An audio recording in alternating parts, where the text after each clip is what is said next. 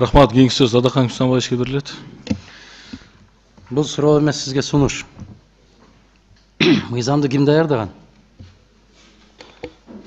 Мыйзамды атайын жумуш топ иштеген биздин министрликтин ичинде. Жетекчи ким? Ким жоопкерчиликти алган? Тагыраак болушуну биздин алса жооп берип койсо уруксат берсеңиз, Мыйзам долбоорун Кечирбез, өзүңүздү тааныштырып, анан жооп бериңиз. полковник Абдраев Дастан Асимович жарандык коргоонун жаатында адистер даярдоо жана кайра борборунун кафедра башчысы.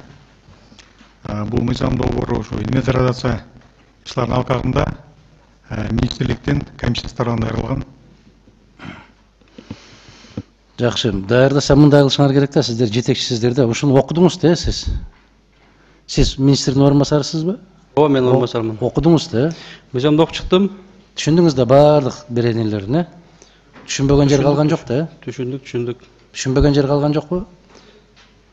Эми кээ бир жанагы токтомго ссылкаган жерлер бар, ал жерден токтом менен белгиленет да калган аракеттер. Превентивдүү дегенди кандай түшүндүңүз анда? Түшүнсөңүз. Мен атайын сурап атам сиздерден, ким жооптуу болду, ким даярдады деп. Муну жөнөкөй кыргыз жарандагы окуган түшүнүш керек да. Сиз айтыңызчы, превентивдүү дегенди кандай түшүнөсүз? Бул жана превентивдүү алдын алуу иш-чаралар деп жазылып турат. Ошону кыргызча эмне дейт? Бул ошо алдын алуу иш-чаралары. Ошентсе болбойбу, окшошпойбу? Орусчадан түз жазылып калыптыр да.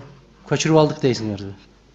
Жазылып калыптыр эмес, бирөө жазды да муну, кагазга өзү эле секирип жазылып калбайт да. Урматтуу Атахан Кимсанбаевич, бул мурунтан келаткан ушул сөзчү, ошончо калып кетти, эске алабыз. 30 жылдан бери оңдолбой атса, азыр оңдоп атпайсыңар, оңдобойсуңар силер. Эске алабыз. Эске алгыла кийинкисинде. Экинчиден, зона деген эмне бул? Не деген? Зона. Зона аймак. Аны эмнеге анан зона деп атасыңар? Зона ар түрдүү болот да. Же популярдуу сөзбү бул зона деген?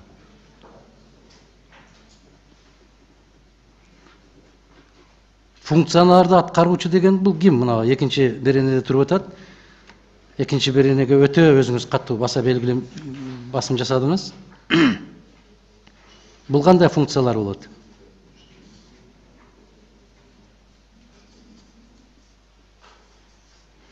Бир сөз менен айтканда, урматтуу министрдин орун басары,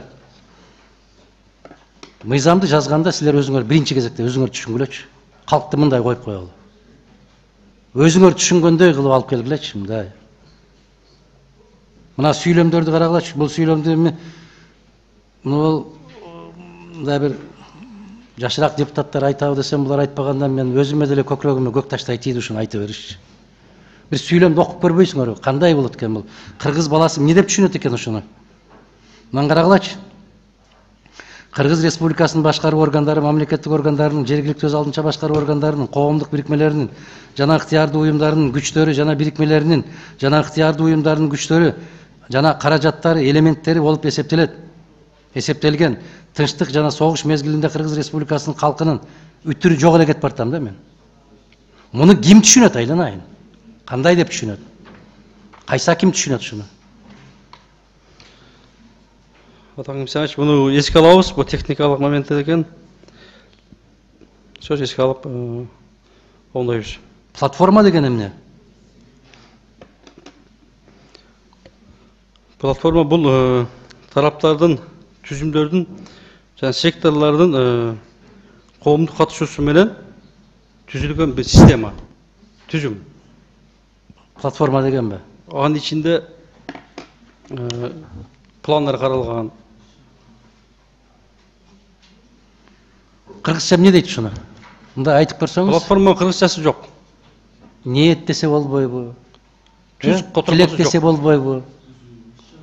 Иш-чара десе болбойбу? Иш-чара тутуму десе болбойбу? Иш-чаралардын тутуму деп койсок болбойбу? Эмнеге болбойт ушул? Муну караңызчы.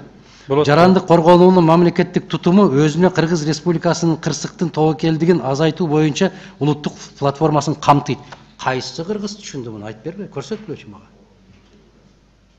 Эмне деген сөз бул? Эмне деген сүйлөм болду?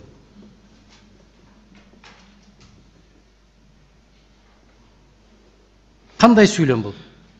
Мыйзам деген так кыска даана болуш керек да. Тилекагаз. Мен сунушум. эске алабыз. идеологиясын, негизги концепциясы туура бул маселеде жок.